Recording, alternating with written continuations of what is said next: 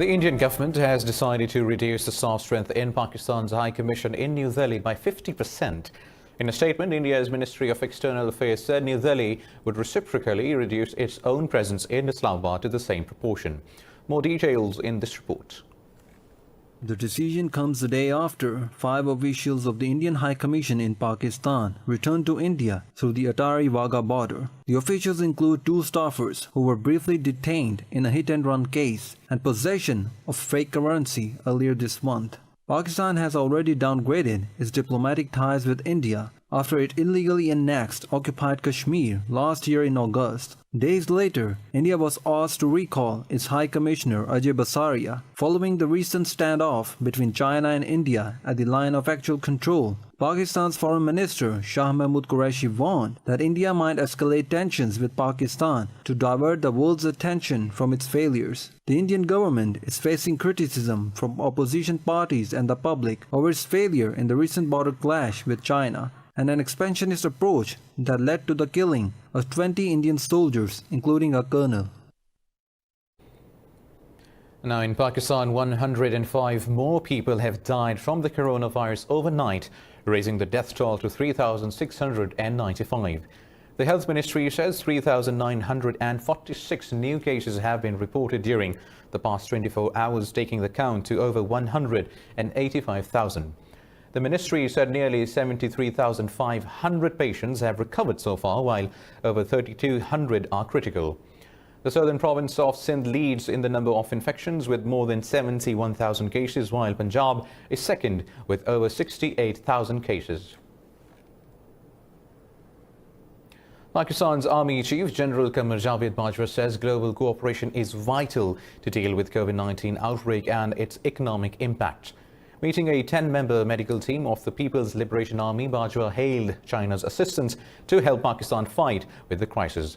According to the military media wing, the two sides discussed efforts to contain the spread of the COVID-19.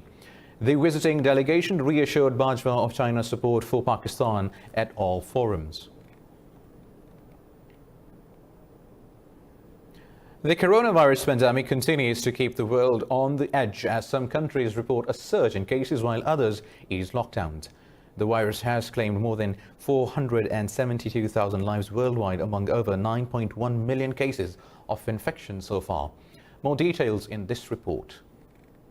Authorities in Germany are bringing back lockdown measures after a coronavirus outbreak linked to a meatpacking plant. It is the first such move since Germany began lifting its lockdown restrictions nationwide in May.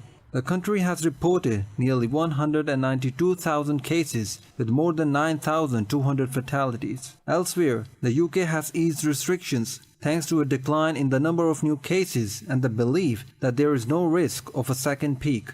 The decision follows the lowest daily death toll reported in the United Kingdom on Monday. Americas are still struggling to flatten the curve, with the United States recording nearly 120,000 deaths so far. Brazil remains the worst affected country in Latin America, with more than 51,000 fatalities.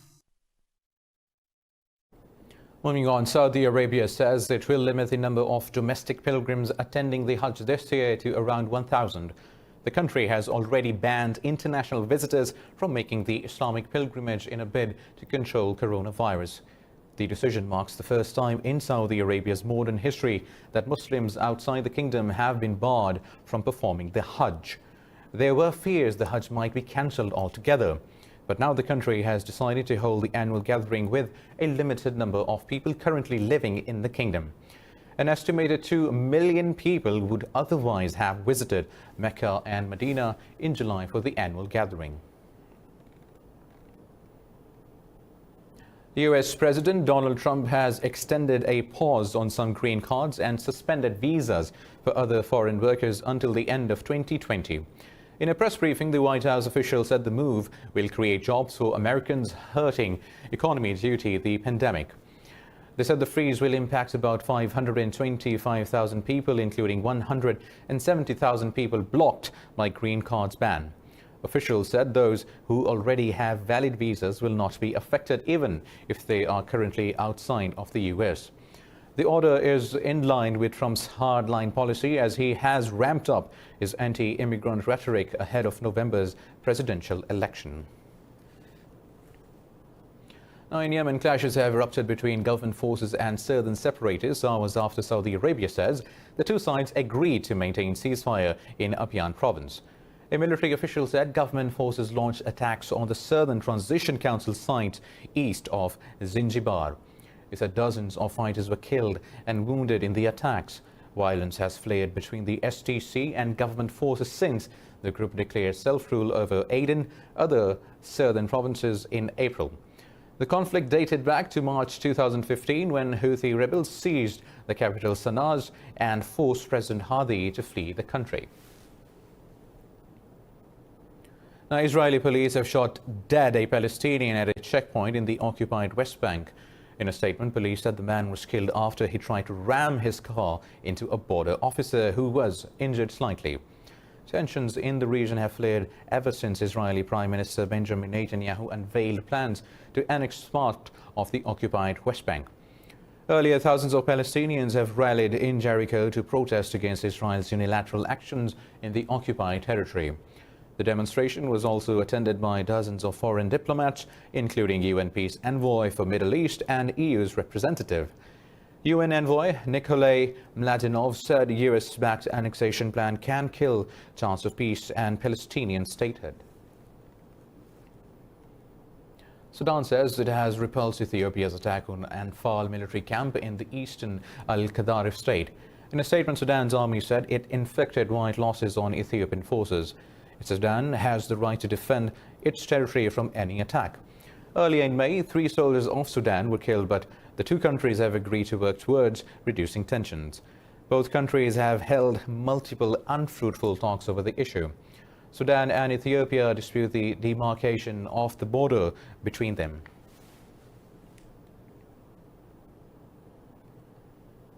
Moving on, Turkey has accused France of playing a dangerous game in Libya by supporting Khalifa Haftar against the UN-recognized government in Tripoli. In a statement, Foreign Ministry spokesman Hami Aksoy said France has been supporting illegal activities in Libya for years. Aksoy said France must stop risking the security of Libya, Syria and the Eastern Mediterranean and use the existing channels of dialogue. This follows French President Emmanuel Macron's warning that Paris will not tolerate Ankara's military intervention in Libya. In a related development, the UN has established a fact-finding mission to Libya to probe war crimes. The measure was taken after the International Criminal Court said that mass graves discovered recently may constitute war crimes. The fact-finding mission experts will document alleged violations and abuses of international human rights laws by all parties in Libya since 2016. The UN Human Rights Council adopted a resolution strongly condemning all acts of violence in the war-torn country. It expresses concern at reports of torture, sexual and gender-based violence and harsh conditions in prisons and detention centers. Now, the UN Security Council has adopted a resolution to renew the mandate of its assistance mission in Somalia until 31st of August. The resolution requested the Secretary General to continue keeping Security Council informed on its implementation. The Council will also be updated on the ground situation and progress towards achieving key political benchmarks. Earlier, the Security Council decided unanimously on March 30th to extend the mandate of the mission until June 30th. UNSOM was established in June 2013 after assessment of the UN in support of the establishment of the federal government of Somalia. Now, in Tunisia, police have fired tear gas to disperse the anti-government protesters, hurling stones at them and blocking roads in the southern city of Tatooine. The clashes between the police and protesters demanding an end to unemployment continued for a second straight day.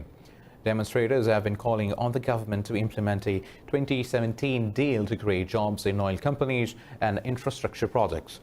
The unemployment rate in the region now is at 30%, one of Tunisia's highest. Tunisia was the birthplace of the 2011 Arab Springs uprisings that toppled those in power in countries across North Africa and the Middle East. Since then, its economy has been in crisis and no government has managed to resolve problems including high inflation and corruption. Now, a rocket has landed in the perimeter of Baghdad International Airport in close proximity to the U.S. military headquarters. The Iraqi military says the Katyusha rocket was launched from a village west of Baghdad. It said there was no significant damage to life or property as a result of the attack. There was no immediate claim of responsibility. This is a second such attack hitting the Baghdad International Airport in the last 5 days.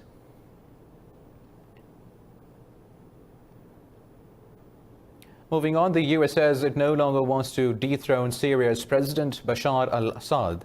The US Special Representative for Syrian Engagement, James Jeffrey, said Washington is instead asking for a radical shift in the regime's behavior. Jeffrey said Washington only wishes the country to enact major reforms akin to the Japanese overhaul following its defeat in World War II. His comments mark a paradigm shift in policy after demanding Assad's ouster since the start of Syrian civil war in 2011. Jeffrey said the latest US sanctions are not meant to torpedo the economy but to stop Assad and his allies from profiting from the conflict. Earlier last week, Washington imposed new sanctions on the Syrian government targeting 39 new entities. The US has strongly condemned the attack against the Afghan Attorney General's lawyers working to facilitate prisoners' release.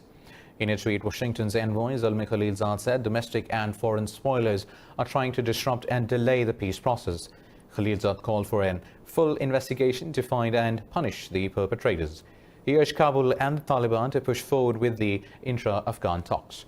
Yesterday, gunmen killed 5 people, including 2 prosecutors who were members of the team supervising the release of Taliban prisoners as part of the Doha deal. Meanwhile, Russia's ambassador to the United States, Anatoly Antonov, has met with Khalilzad to discuss coordination in Afghanistan.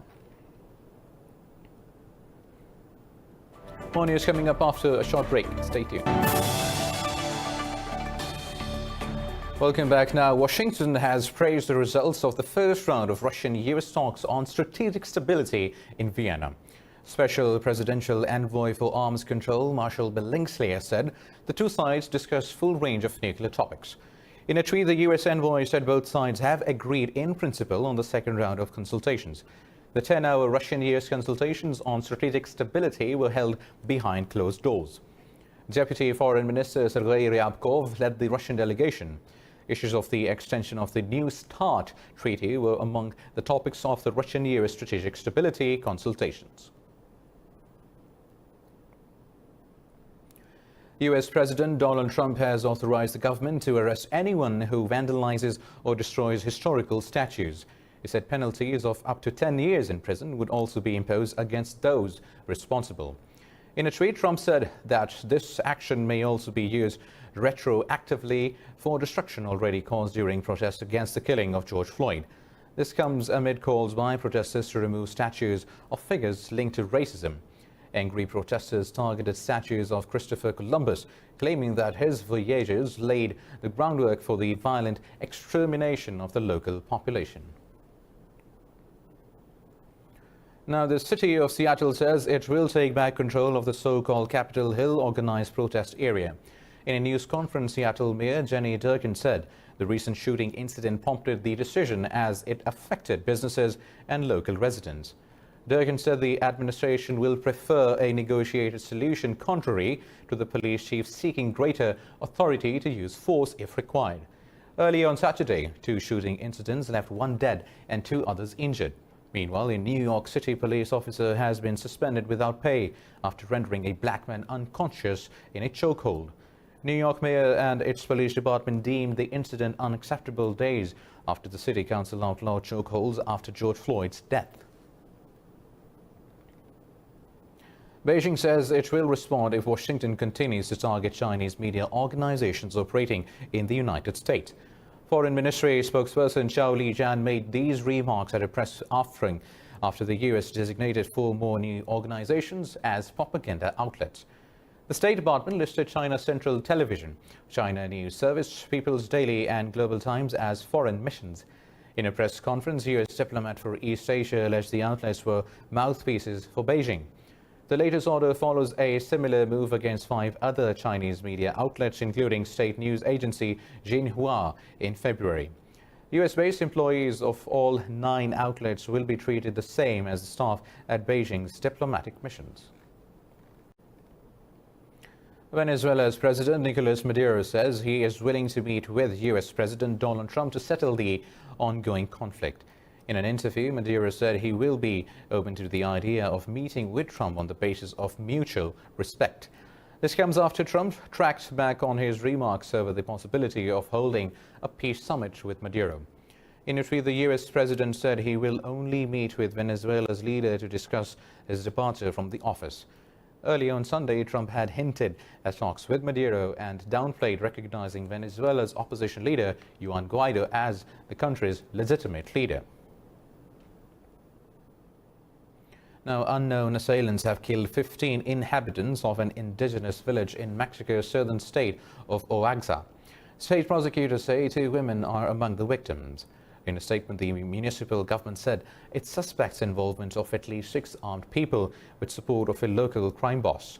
It said the attackers tortured and burned a number of the victims alive, while one of the men was beaten to death by bricks. The statement reads the conflict stemmed from roadblocks organized in recent weeks by people claiming to represent Oazantlan del Rio authorities. State officials said the region has suffered from territorial disputes over infrastructure projects and rights of way for many years. A North Korean defector group has launched its anti-Pyongyang leaflets despite escalating tensions in the Korean peninsula. Defector group Fighters for Free North Korea released a short video showing the launch of a giant balloon towards North Korea. In the video, the balloon was seen carrying a package of leaflets and a poster with anti-Pyongyang messages. It was also bearing photographs of North Korea's Supreme Leader Kim Jong-un and his sister Kim Yo-jong. The group said they sent off 20 balloons carrying 500,000 flyers, $1 bills and SD cards in the border region of Paju. Well, now the EU has warned China of consequences if it presses ahead with a new security law for Hong Kong. During a video summit, EU Commission President Ursula von der Leyen and Council Chief Charles Michel expressed grave concerns over the law. The leader said new legislation can jeopardize the city's semi-autonomous status and role as a global financial hub. Leyen said the law does not conform to Hong Kong's mini-constitution agreed between Britain and China ahead of 1997 handover. While Michel urged China to follow promises made to the people of Hong Kong regarding the city's high autonomy and freedoms. We expressed our grave concerns about the proposed national security law for Hong Kong. We called on China to follow the promises made to the people of Hong Kong and the international community regarding Hong Kong's high degree of autonomy and guaranteed freedoms. Moving on, Singapore's Prime Minister Lee Hsien Loong says the country's general election will be held on July 10th despite the coronavirus pandemic. In a televised address, Lee said it will not be a normal election campaign as the country is still in the midst of the crisis. He said authorities will make sure that voters practice safe distancing measures at the polling stations. Lee said voters will be allocated specific time slots to vote and seniors will be given priority before others. Singapore has reported over 42,000 coronavirus cases, largely fueled by mass outbreaks in migrant workers' dormitories and eased lockdown rules.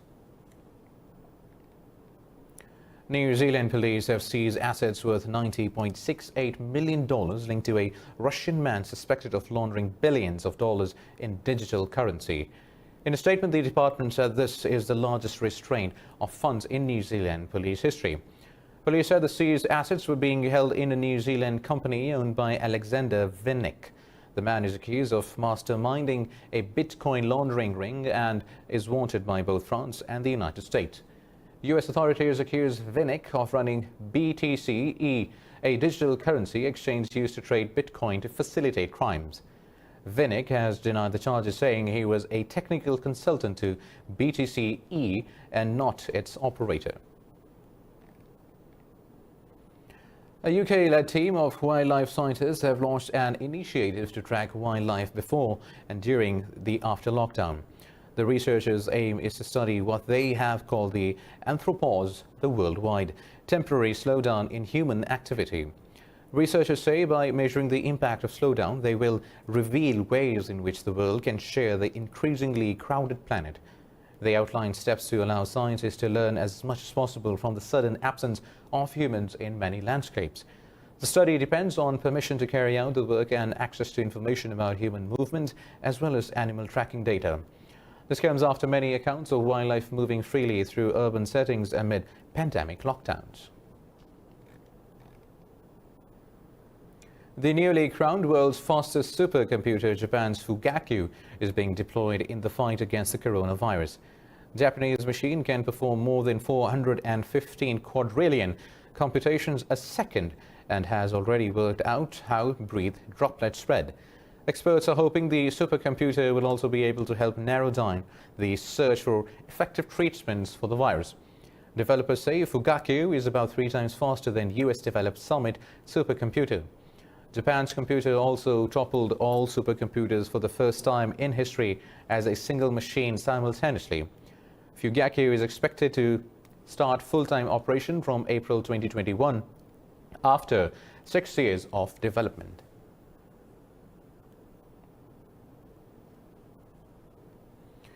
Meanwhile, China has successfully put into orbit the final satellite in its Beidou 3 navigation system. The launch will allow Beijing to no longer rely on the US government-owned Global Positioning System, commonly called GPS. The $10 billion worth network is made up to 35 satellites and provides global navigation coverage. The Beidou navigation satellite system offers an alternative to Russia's GLONASS and the European Galileo systems as well as America's GPS. Future plans promise to support a more accessible and integrated system scheduled to come online by 2035 with BDS at its core. The launch of the final satellite marks the completion of the global constellation deployment. As I mentioned before, it also marks the full completion of our country's 3-step strategy for the navigation satellite system. In the meantime, it is also of paramount significance as one of the key indicators showing our country has taken a step further towards becoming an aerospace power. Some 3,000 tremors have rattled Iceland's northern coast. Met Services IMO says island nation has experienced increased seismic activity in the past month. IMO said 3 quakes measuring over magnitude 5 were recorded in recent days. It said this activity may continue during the coming days.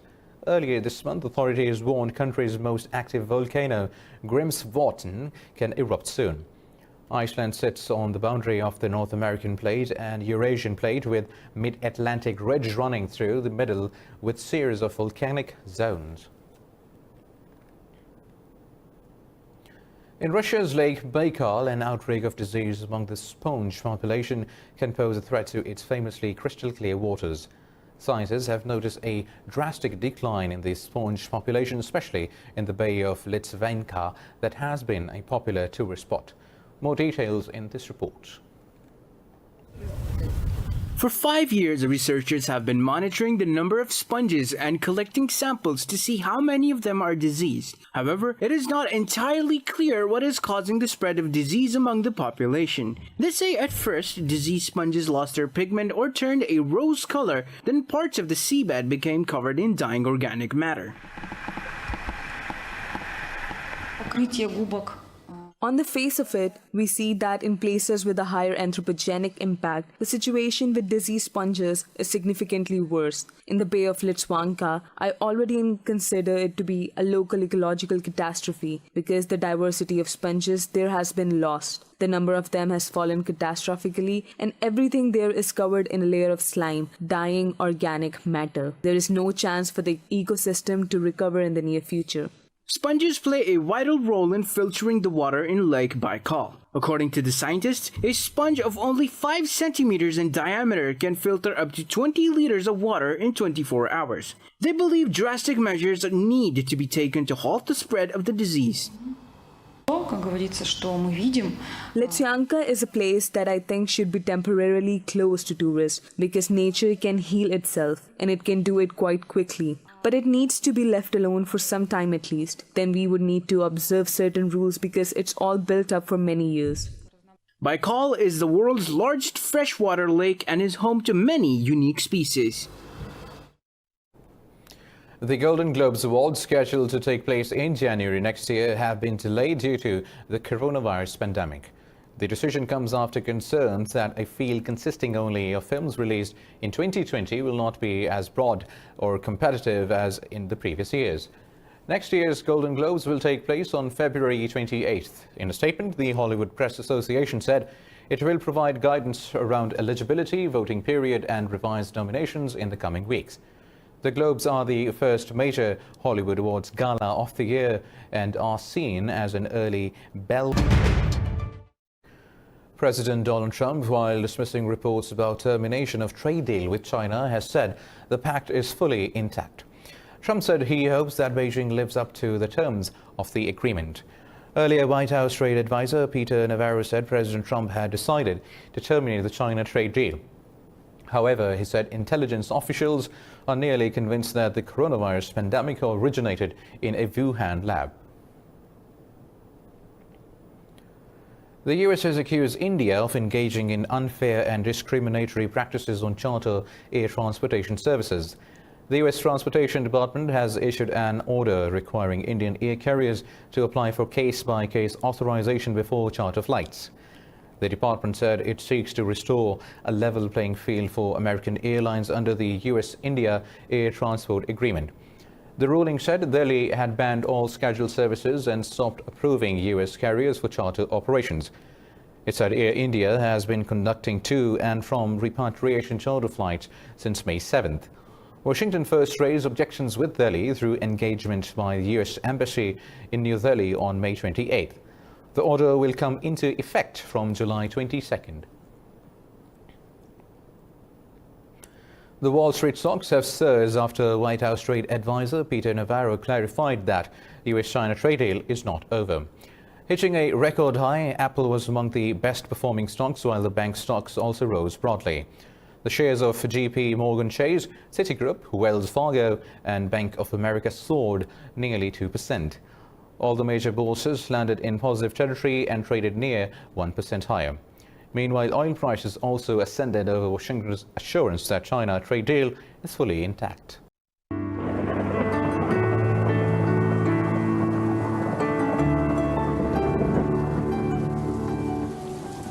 Now let's have a look at the weather updates across the globe.